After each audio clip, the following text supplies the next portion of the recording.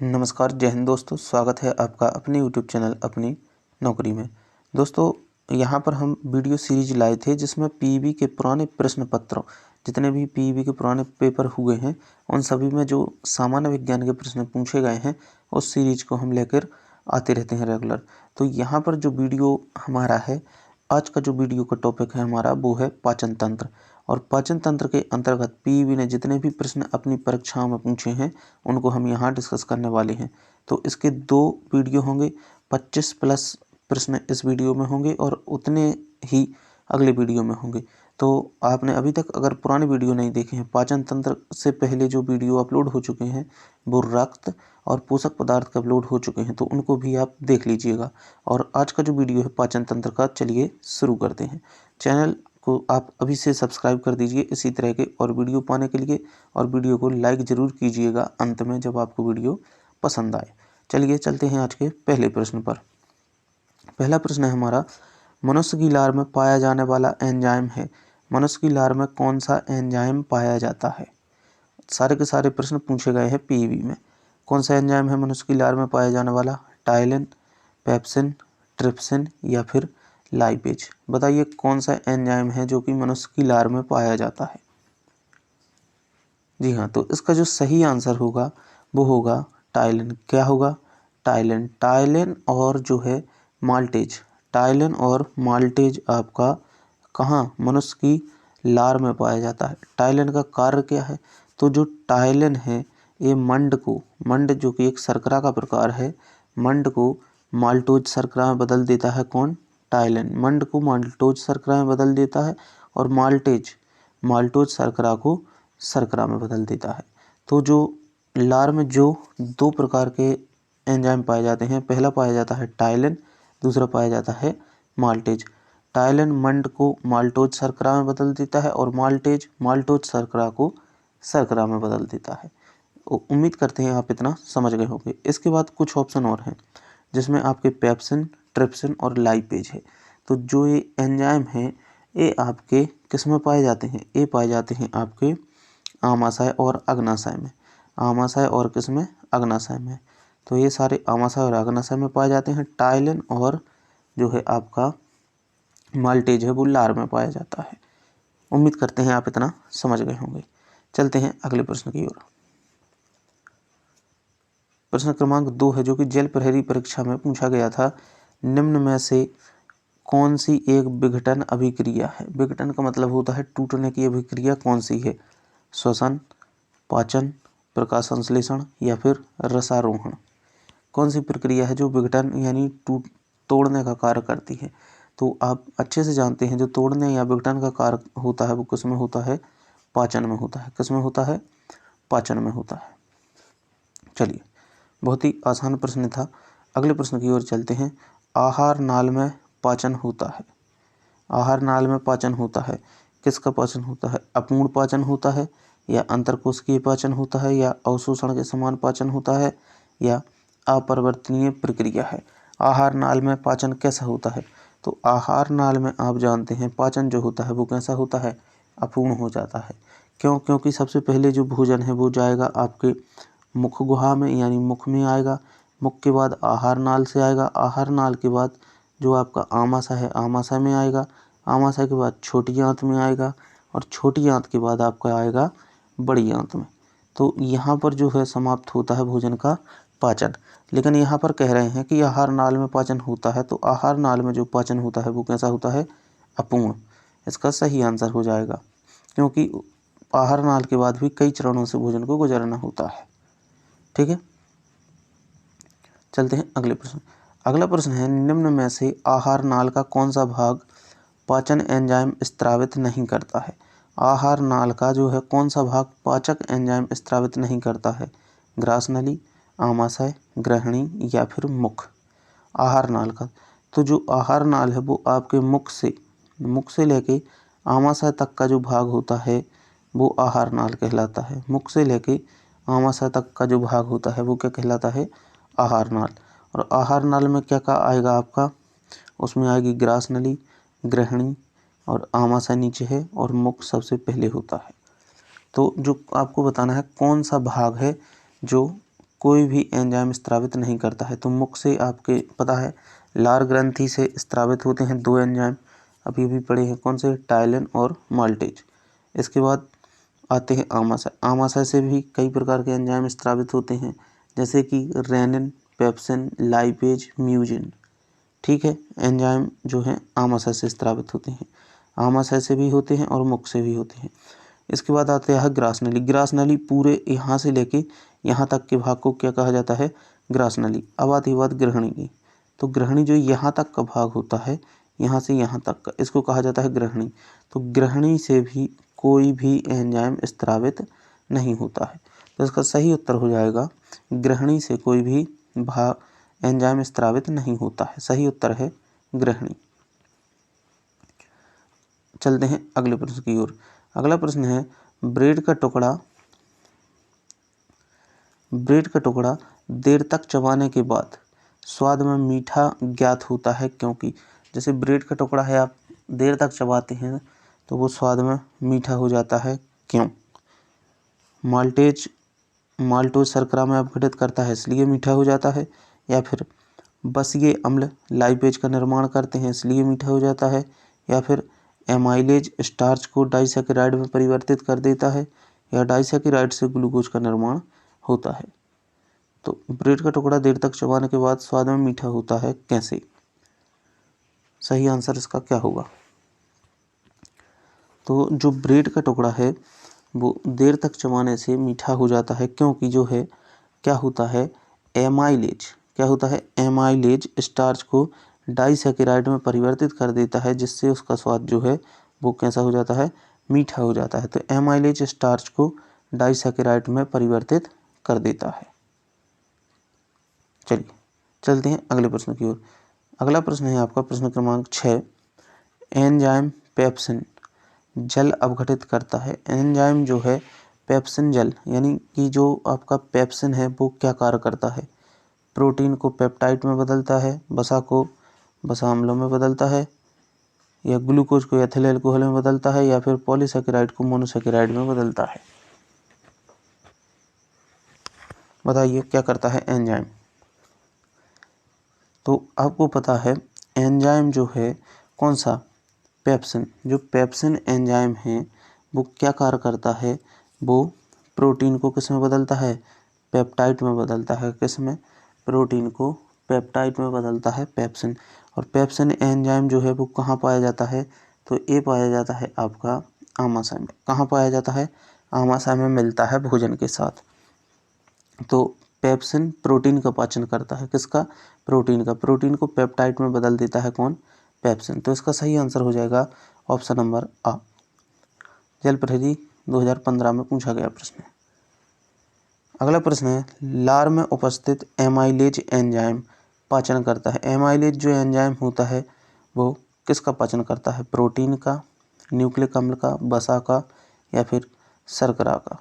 Amylase किसका पाचन करता है, बताइए।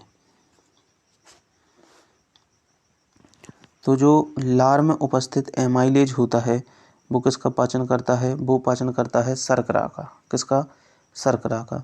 और जो अभी अभी आपने पढ़ा है कौन सा, पेप्सिन। पेप्सिन किसका पाचन करता है, प्रोटीन का। और एमाइलेज किसका पाचन करता है, शर्करा का। ठीक है, एक एक करके याद करते जाइएगा। देखो वही प्रश्न फिर रिपीट हुआ है जल प्रहरी 2015 में कि पेप्सिन पाचन करता है किसका, आमाशय में प्रोटीन का, ग्रहणी में शर्करा का, ग्रहणी में प्रोटीन का, या शेषांत्र में वसा का। तो पहले बता चुके हैं जो पेप्सिन का उत्सर्जन होता है वो कहाँ होता है, आमाशय में। कहाँ पर होता है, आमाशय में। तो पेप्सिन प्रोटीन का पाचन कहाँ पे करता है, आमाशय के अंतर करता है। तो इसका सही आंसर आपका हो जाएगा ऑप्शन नंबर आ।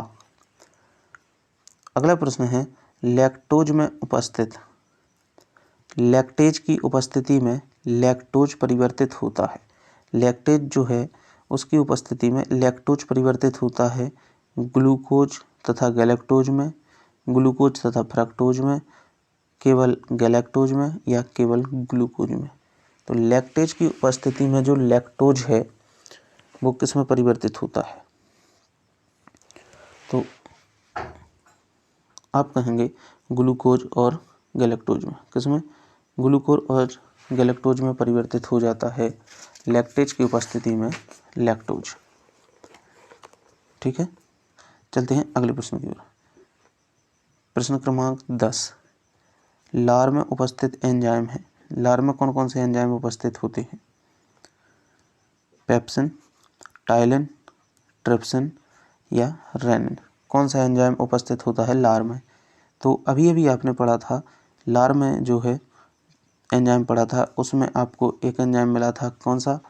टाइलिन, और एक मिला था माल्टेज। किसके अंतर्गत? लार के अंतर्गत। टाइलिन और माल्टेज। यहाँ पर माल्टेज ऑप्शन में नहीं है, तो टाइलिन इसका सही आंसर हो जाएगा। लार में उपस्थित एंजाइम है टाइलिन। बाकी के शेष पेप्सिन किस में होता है? पेप्सिन होता है आपका आमाशय में। ठीक है, रेनिन भी आपका आमाशय में होता है। और अब बचा आपका ट्रिप्सिन। तो ट्रिप्सिन कहाँ होता है? अग्नाशय में होता है। ठीक है, तो टाइलिन लार में और लाइपेज भी लार में। पेप्सिन, रेनिन आपके आमाशय में और ट्रिप्सिन अग्नाशय में। अगला प्रश्न है आपका, आमाशय में दूध का फटना किसका परिणाम है? आमाशय में जो है दूध फटता है वो किसके कारण फटता है? पेप्सिन के कारण, रेनिन के कारण, हाइड्रोक्लोरिक अम्ल के कारण या फिर टैनिन के कारण? आमाशय में दूध किसके कारण फटता है? बताइए क्या होगा इसका आंसर। तो देखिए, जो आमाशय में दूध फटता है वो फटता है आपका रेनिन के कारण। किसके कारण? रेनिन के कारण। इसकी प्रक्रिया को समझिए। जो आमाशय में दूध जो फाड़ने का कार्य है वो कौन करता है? रेनिन करता है। ठीक है, इसके बाद हाइड्रोक्लोरिक अम्ल क्या करता है?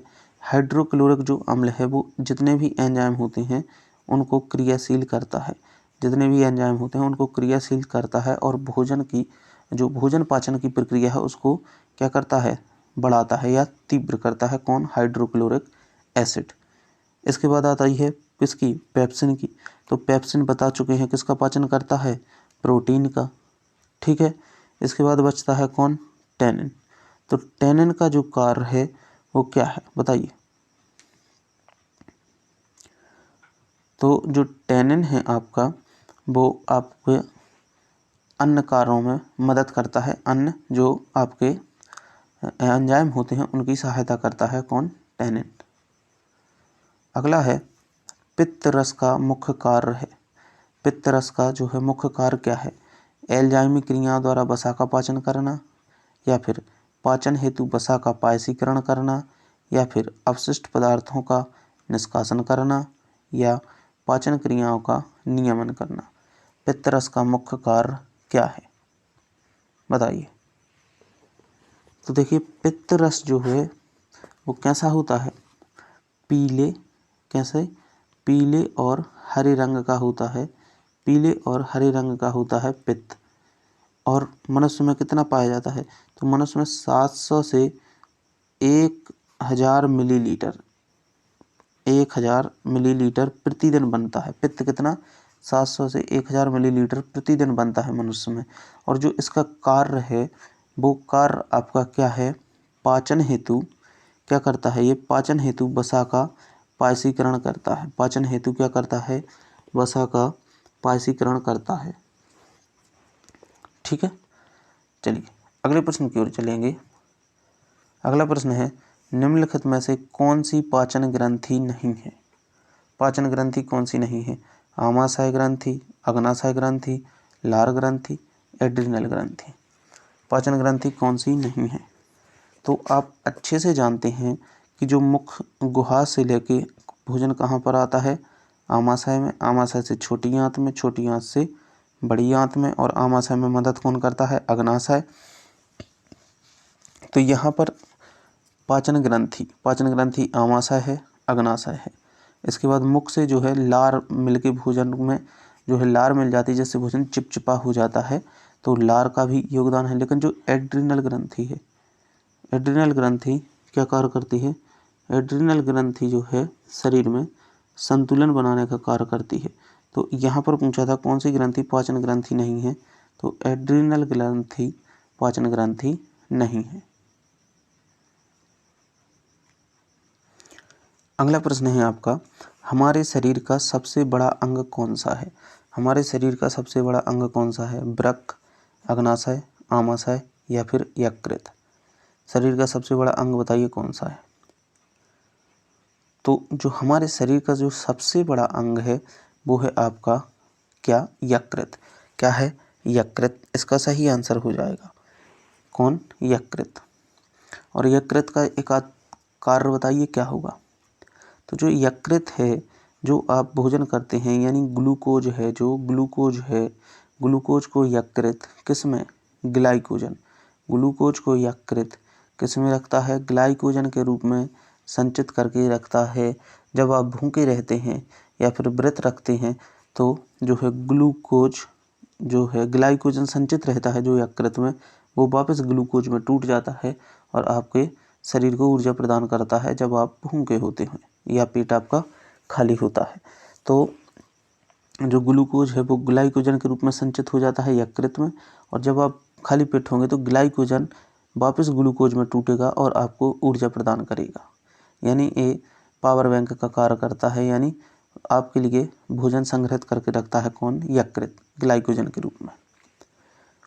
अगला प्रश्न है, मानव शरीर का सबसे कठोर हिस्सा है। मानव शरीर का जो सबसे कठोर हिस्सा है वो कौन सा है? हड्डियां, खोपड़ी, दंती या फिर नाखून? ध्यान से करना, ये प्रश्न गलत नहीं होना चाहिए क्योंकि पीईबी ने पूछा हुआ प्रश्न है ये। एएनएम परीक्षा में पूछा गया था 2016 की कि मानव शरीर का सबसे कठोर हिस्सा कौन सा है। यहाँ पर सारे कठोर हैं लेकिन आपको बताना है सबसे कठोर। जी हाँ, तो जो यहाँ पे सबसे सही सटीक उत्तर निकलेगा वो निकलेगा दंती। दंती अर्थात दांत।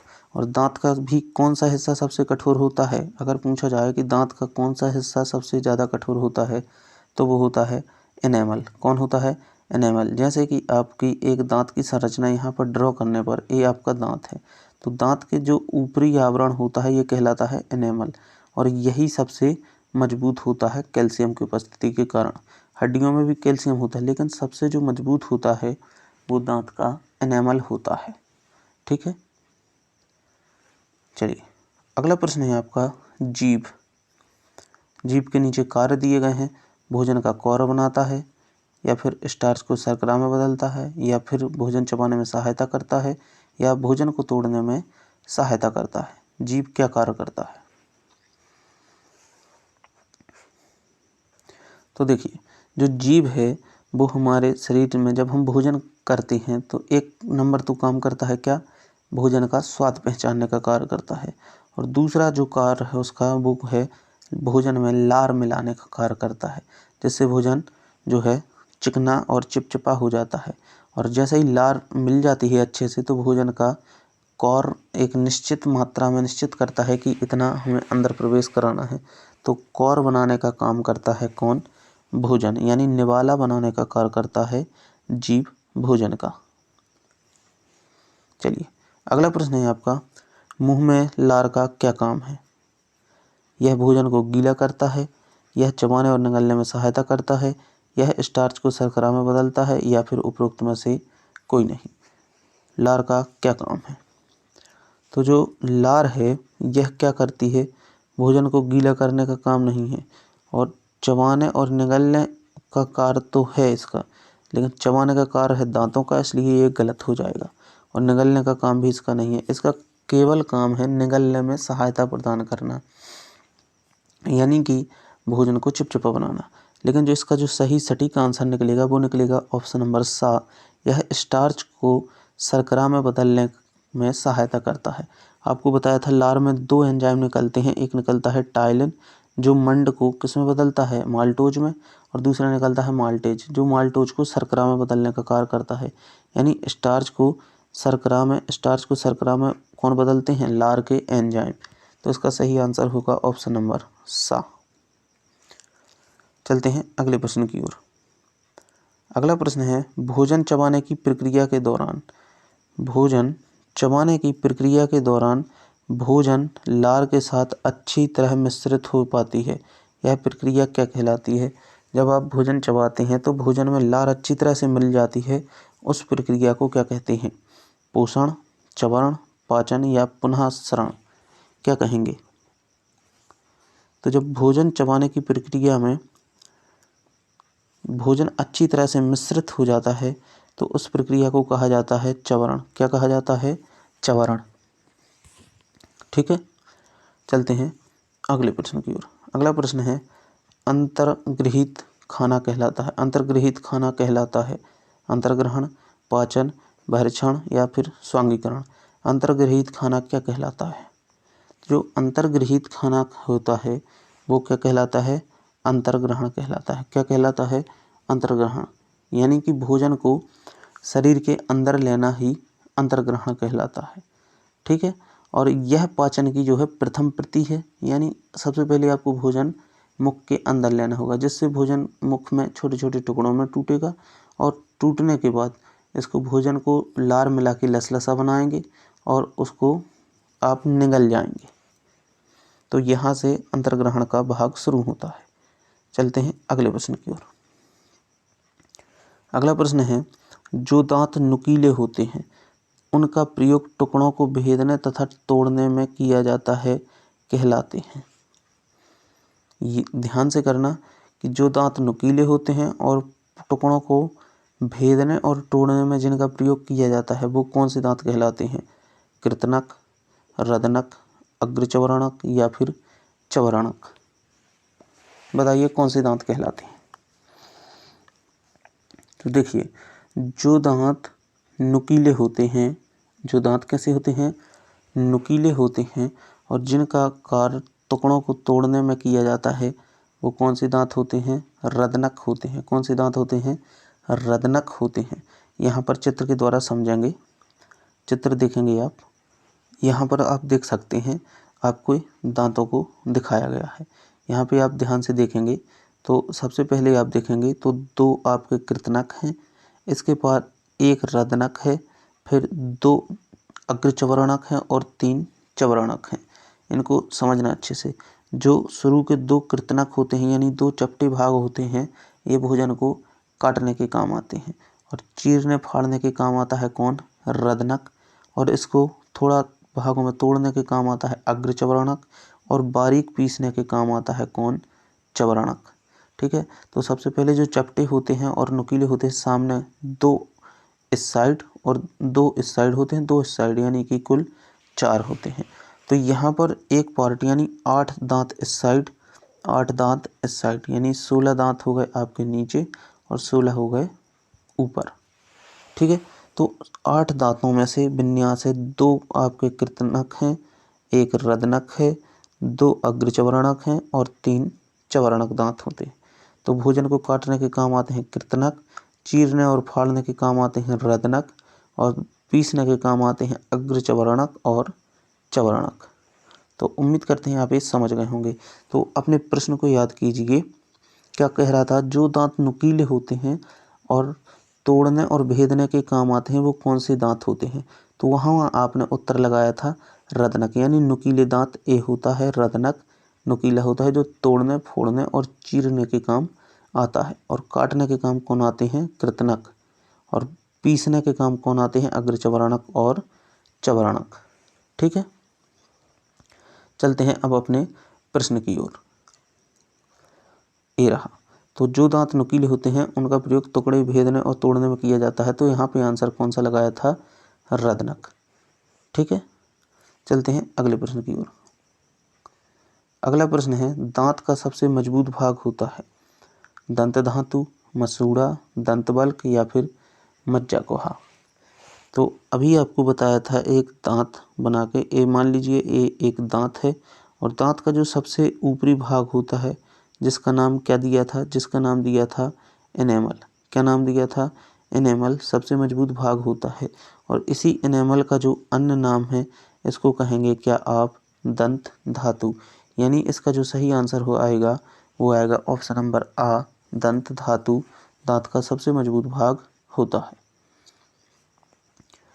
अगला प्रश्न है आपका पाचन पथ में सामान्य रूप से पाए जाने वाले विकार को चुनिए। पाचन पथ में कौन सा विकार हो सकता है? सतत पेशीय संकुचन हो सकता है, दमा हो सकती है, पीलिया हो सकता है या फिर पेचिस हो सकता है। तो सामान्य रूप से जो सामान्य नॉर्मल बात है वो होती है कौन? पैचेस। क्या होती है? पैचेस, यानी दस्त का आना पाचन तंत्र में या पाचन पथ में समस्या का सामान्य जो है आपको उदाहरण देखने को मिल जाएगा। क्या? पैचेस। दमा इससे संबंधित रोग नहीं है, ना ही पेशीय संकुचन और ना ही पीलिया। इसका सही आंसर है, यानी पाचन पथ में सामान्य रूप से पाए जाने वाले जो विकार है उसको क्या कहेंगे? पैचेस कहेंगे। चलते हैं अगले प्रश्न की ओर। अगला प्रश्न है, जठरीय आमाशयी ग्रंथियां इसके भित्ति में अवस्थित होती हैं। आमाशयिक ग्रंथियां किसके भीतर अवस्थित होती हैं? ग्रास नली में, उदर में, क्षुद्रांत में या बृहदांत्र में? यानी छोटी आंत में, बड़ी आंत में, उदर में या फिर ग्रास नली में? बताइए, जठरीय ग्रंथियां कहाँ स्थित होती हैं? जल्दी से बताइए। तो जो जठरीय ग्रंथियां हैं वो आपकी स्थित होंगी कहाँ पर? उदर में। उदर का अन्य नाम जो है वो क्या होता है? बताइए। तो उदर का जो अन्य नाम है वो कहलाता है आपका, यानी जो पूरा पेट का पार्टीशन है वो उदर कहलाता है, और उसमें प्लीहा, अग्नाशय, अंडग्रंथि, इन सब की ग्रंथियों में गणना की जाती है। ठीक है। और ग्रंथियों में जो आमाशय ग्रंथियां होती हैं वो किसके अंदर? उदर के अंतर्गत पाई जाती हैं। ठीक है। चलिए अगले प्रश्न की ओर चलेंगे। पाचन तंत्र का वो कौन सा भाग है जो बिना पचे खाद्य पदार्थ से जल और कुछ लवण के अवशोषण में सहायता करता है? पाचन तंत्र का वह कौन सा भाग है जो कि जैसे बिना पचा हुआ भोजन है उसमें से जल को अवशोषित करने का कार्य करता है? बृहदांत्र है, क्षुद्रांत्र है, अग्नाशय है या फिर ग्रसिका है? पुलिस कांस्टेबल में पूछा गया प्रश्न है, बताइए इसका सही आंसर क्या होगा? देखिए, जब आप भोजन को ग्रहण करते हैं तो वो मुख गुहा से होते हुए आमाशय में जाता है। आमाशय में उसको छोटे छोटे टुकड़ों में तोड़ा जाता है, फिर उससे जाता है वो किसमें? छोटी आंत में। और छोटी आंत में होता है किसका अवशोषण? ध्यान से समझना, छोटी आंत में होता है पोषक तत्वों का अवशोषण। इंग्लिश नाम याद रखना छोटी आंत का, स्मॉल इंटेस्टाइन। छोटी आंत में होता है पोषक तत्वों का अवशोषण, और उसके बाद जो बड़ी आंत होती है, इसमें होता है किसका? जल का अवशोषण। छोटी आंत जल का अवशोषण नहीं करती है, कौन करती है? बड़ी आंत। और बड़ी आंत पोषक पदार्थों का अवशोषण नहीं करती है, कौन करता है? छोटी आंत। तो जब भोजन आपका बिल्कुल लसलसा चिपचिपा हो जाता है तो आमाशय से आगे बढ़ाया जाता है, वो जाता है पहले छोटी आंत में। छोटी आंत में पोषक तत्वों का अवशोषण हुआ, फिर जो बिना पचा हुआ भोजन होता है उससे जल को निकालने का काम होता है बड़ी आंत का, और बड़ी आंत के द्वारा फिर जो है अवशिष्ट भोजन को मलाशय में इकट्ठा किया जाता है और उसको मल त्याग द्वारा बाहर निकाल दिया जाता है।